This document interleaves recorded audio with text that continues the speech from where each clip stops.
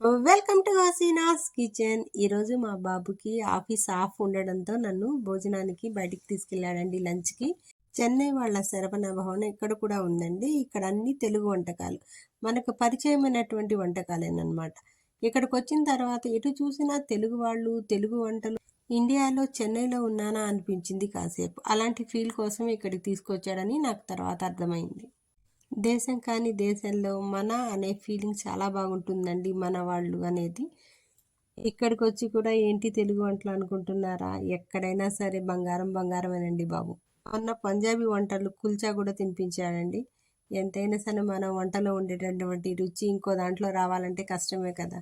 మా వాటితో ఎప్పుడూ ప్రపంచం చాలా అందంగానే ఉంటుంది. ఇలా చాలాసార్లు చెప్పాను, ఇప్పుడు మీకు కనపడుతుంది కదా. నా కొడుకు వచ్చే భార్య ఎవరో నాకు తెలియదు కానీ చాలా అత్యంత అదృష్టవంతురాలండి.